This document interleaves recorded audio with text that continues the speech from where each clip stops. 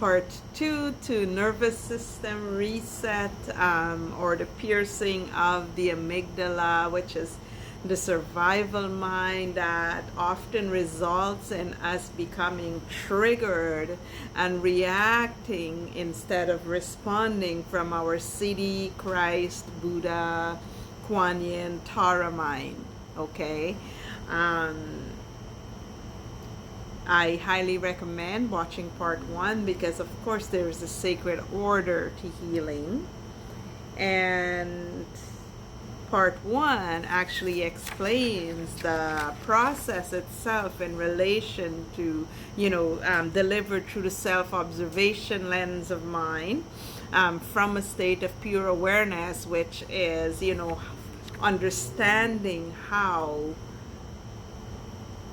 my nervous system, or this amygdala, was becoming triggered in the first place as it was becoming triggered. So being fully present with it. So because there is a sacred order to healing, I highly recommend watching part 1 before you dive into the second part, because the second part, I ask you to journal. I invite you to journal your second question, and that question is, how am I not meeting myself in my relationship with myself in the areas that I am seeking externally?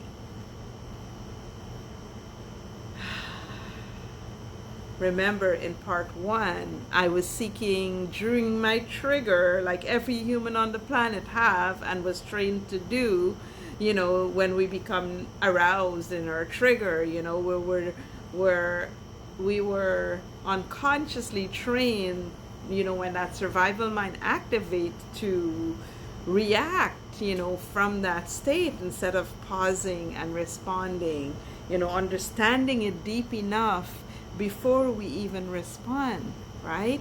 And because of that, we've been looking for, the things that this mind is playing back to us, this unconscious, mind, before its evolutionary growth, it's playing back to us that these are the things that we need from this person that caused this trigger.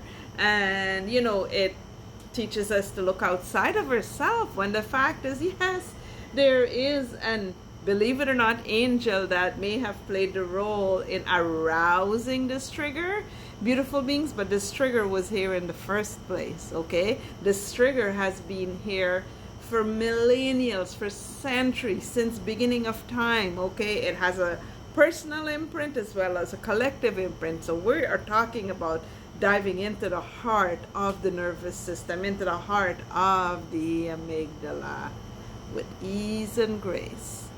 So how am I not meeting myself in my relationship with myself in the areas that I seek outside of myself? Now remember, outside of myself, again, I wanted to stop being vilified falsely, right? I wanted my family to start taking accountability for their own footprints, okay? For them to stop making up stories, even though I recognize, from my state of awareness, these stories that they see is a manifestation of their own states of consciousness, this still had a way of penetrating my old brain, that amygdala survival mind, okay? And because of that penetration, I was always vulnerable to becoming triggered.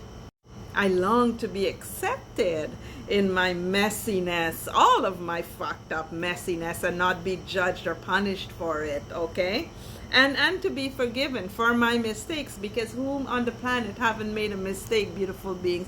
We're making mistakes because we did not know how, okay? We were never properly taught, okay, how to help ourselves heal and evolve. We were actually taught to unconsciously serve our own suffering over and over again, resulting in it becoming bigger and bigger. And because I had a desire for cooperation and consideration in my relationships, beautiful beings, this second question emerged. How am I not meeting myself in my relationship with myself in the areas that I seek externally? And the answer shocked me. So here is how I invite you to journal, your own version of this. Of course, this is, you can use mine to just help guide you through the process. So here is how I finally began the process of healing my nervous system, okay? Which is why I've been in silence. Instead of judging myself, I am honoring the intelligence of my stress response and what it has been here to teach me. Oh my God. Pooh! Right? And to navigate, okay, with clarity, choice, and presence, this entire process. Life itself, when it throws us triggers, especially, through family, which, have a way of getting directly to that amygdala, okay? Honoring myself means speaking to my body, okay? And I'm going to read the step-by-step process as it revealed itself to me, okay? My nervous system. This is a gift for your healing too, okay? Speak to my body, reminded that it is safe and secure. Do not fear punishment for expressing myself. Do not fear punishment for expressing yourself.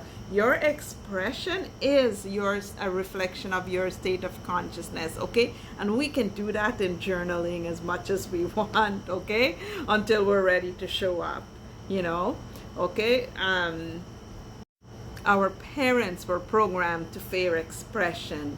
We weren't, okay? The portal is wide open, and actually we're in the Lionsgate portal right now, so it's really wide open, and this is an opportunity for us to evolve, okay? To no longer be the carriers of those that pain, okay, that we've been carrying for centuries and that we've been taught to be quiet about and keep carrying forth, okay? This is our, you are here, beautiful beings, to help yourself heal and evolve. That's why we were here to begin with, and that's what the Christ demonstrated to us, the Buddha tried to demonstrate to us, and so many other divine beings before us, okay, and even during our time, okay? So it is up to you, up to me, to teach my body, to teach your body what love feels like, okay? By meeting your body with the nourishment each day that it requires, okay?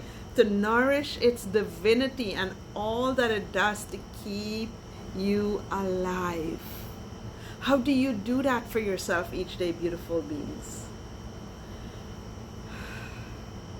How do you nourish your divinity? How do you nourish this beautiful gift of this divine vessel that you were gifted? How do you teach your body what love feels like when you don't even know what love feels like? So there is another question I invite you to explore. What does love feel like? What is love to you? Okay, because beautiful beings, we were heavily programmed into the disillusionment of lust instead of love. Because we were disconnected from the divine essence of who we truly are. We were disconnected from serving that divinity within each and every single one of us. And we were connected to the external to serve, look for the God outside of us to serve, the churches, to serve all these external, external realms is what it comes down to essentially, okay? And that doesn't serve us in its highest of capacity. So it is up to you to turn that ship around, beautiful beings, because the moment you do, you are choosing love, and you're showing this beautiful amygdala, the survival mind of yours, that you are willing to do what it takes to give it that love and attention that it needs. You're showing it through your consistency, okay?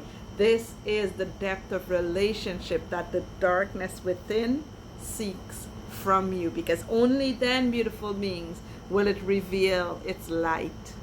I love you. Join me for part 3 of this video.